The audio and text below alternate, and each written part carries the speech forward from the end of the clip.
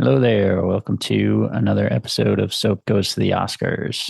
This is episode 94, and we're still in the 1939 Oscars.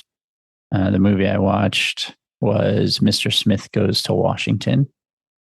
And I started this on June 27th, 2025, and I finished it this morning, June 28th, 2025, when I'm recording. This one originally, when I looked it up, I only found it available to rent. But last night, when I started to watch it, I was like, well, let me double check if it's on anywhere. And it was on Tubi.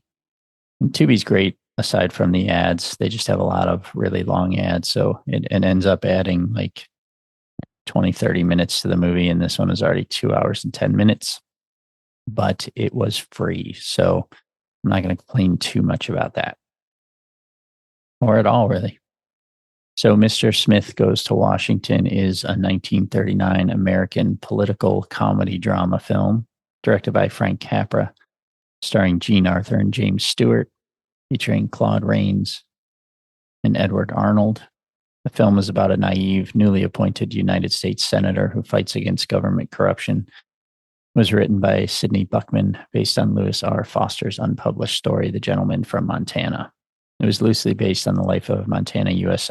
Senator Burton K. Wheeler, who underwent a similar experience when he was investigating Warren G. Harding administration's Teapot Dome scandal. The film was controversial in the U.S. when it was first released, with attacks from many politicians claiming that it brought Washington into disrepute. But it was very successful at both the domestic and international box offices, and it made Stewart a major star. It was nominated for 10 Academy Awards, including Outstanding Productions, Best Director, Frank Capra, Best Actor, James Stewart, Best Writing Screenplay for Sidney Buckman, Best Writing Original Story for Lewis R. Foster, which it won, Best Supporting Actor, both Harry Carey and Claude Rains were nominated, Best Art Direction, Lionel Banks, so I guess 11 Oscars, since it was nominated for 2 Best Supporting Actors. Best Film Editing, Gene Havlick and Al Clark. Best Music Scoring, Dmitri Tiomkin. And Best Sound Recording, John P. Lividary. In 1989, it was added to the United States National Film Registry.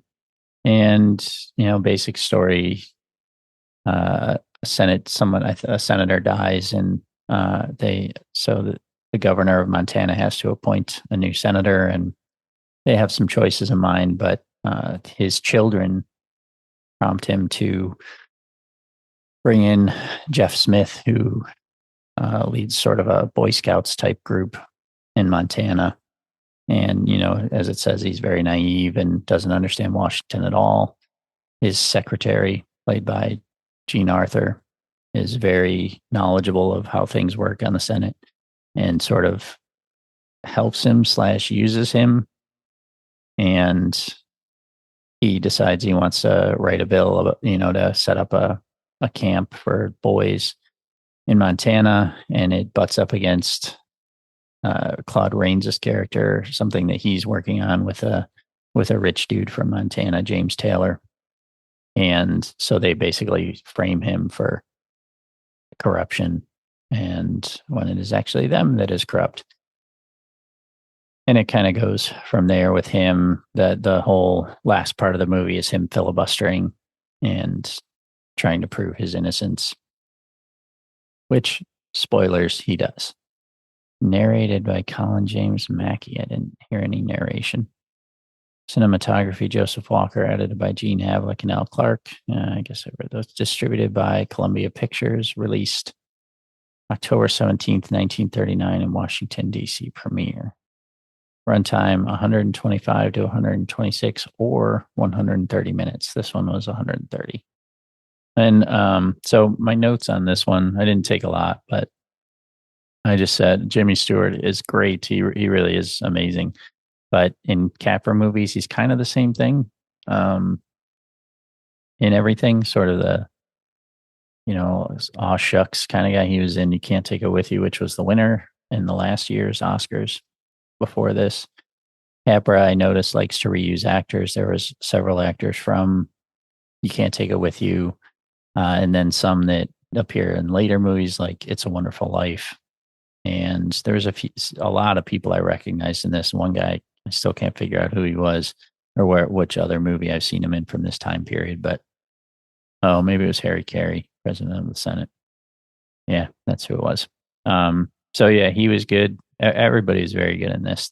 I gave this 4 stars on Letterboxd. It was an excellent movie. I also wrote, sadly, still relevant.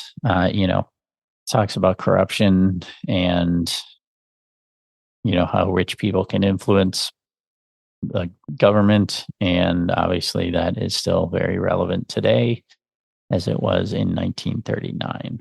So it's just sad. It's money always wins, unfortunately. But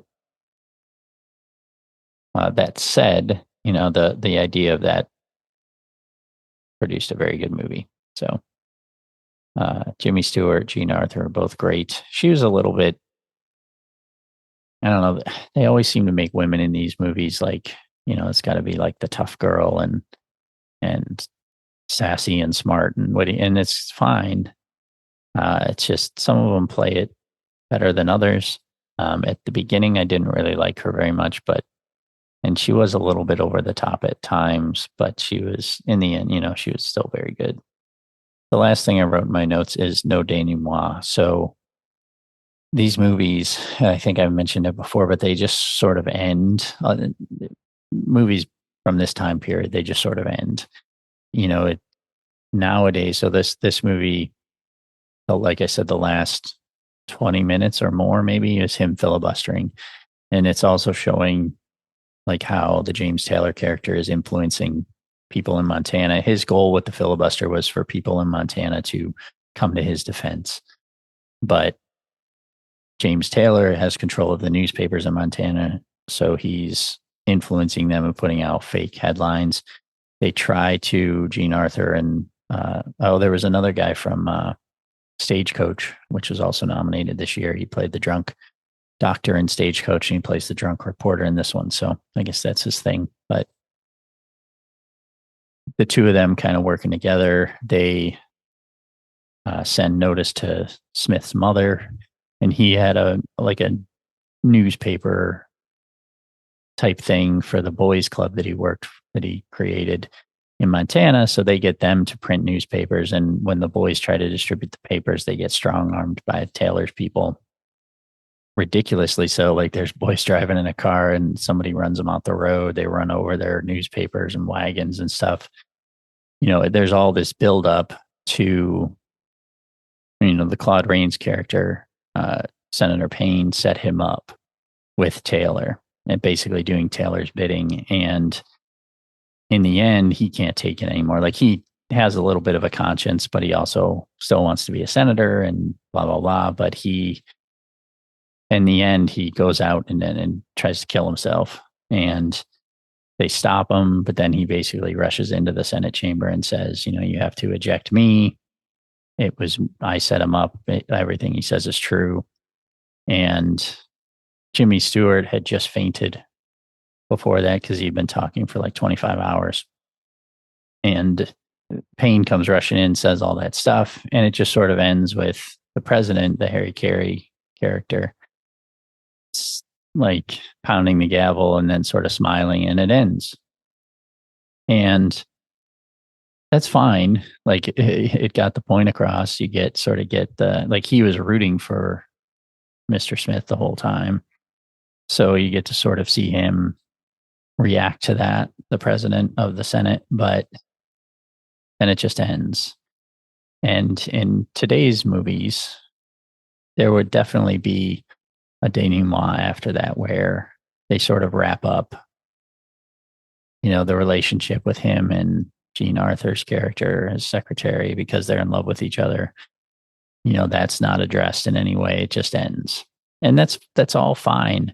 But it's just not something like that today's audiences would be used to. And I'm not used to it because I've grown up with that. And I don't know if that sort of comes from this time period of people not being satisfied with these sort of endings that are just so abrupt. Like, nowadays, if you showed this, if you made this movie now, people would be like, well, what happened to them? Did they fall in love? Did they get married? And you'd have to go add a scene where they show that something like that.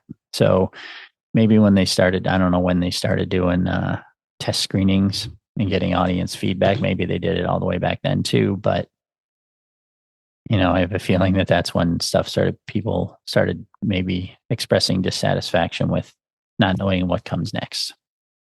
So it's just jarring to me that growing up with movies where everything has an ending, and these just they have an ending, but it's not the one you expect. Sort of still good. It's just a strange thing compared to movies now. Just a little bit. I meant to say this before, but a little bit on production and from Wikipedia. Columbia Pictures originally purchased Lewis R. Foster's unpublished story, variously called The Gentleman from Montana and The Gentleman from Wyoming, as a vehicle for Ralph Bellamy, who was in Trading Places, Eddie Murphy. But once Frank Capra came on board as director, after Ruben Mamoulian had expressed interest, the film was to be a sequel to his Mr. Deeds Goes to Town, called Mr. Deeds Goes to Washington, with Gary Cooper reprising his role as Longfellow Deeds. Because Cooper was unavailable, Capra then saw it immediately as a vehicle for Jimmy Stewart and Jean Arthur, and Stewart was borrowed from MGM. Capra said of Stewart, "I knew he would make a hell of a Mr. Smith. He looked like the country kid, the idealist. It was very close to him." Although a youth group featured in the story, the Boy Scouts of America, refused to allow their name to be used in the film, and instead the fanciful Boy Rangers was used. The ending of the film was apparently changed at some point, as the original program described Stewart and Arthur returning to Smith's hometown, where they are met by a big parade, with the implication that they are married and starting a family. In addition to the Taylor political machine is shown being crushed. Smith, riding a motorcycle, visits Senator Payne and forgives him, and a visit to Smith's mother is included. Some of this footage can be seen in the film's trailer. Okay. So there you go. I guess they did do it, and for whatever reason, they took it out. And reading all that, it sounds like too much, so there could have been a little bit of that. That sounds like it would have been too much. Maybe they just cut it for time. But anyway, I've gone on too long here, but this one was very good. I liked it a lot. And last two, Love Affair and this, I both gave 4 stars, or I gave both 4 stars. So it's been a good round. I liked every movie thus far. We'll see how it goes. That's 6 more to go. One of them being the longest movie on this entire list. That is all I've got. I'll see you next time.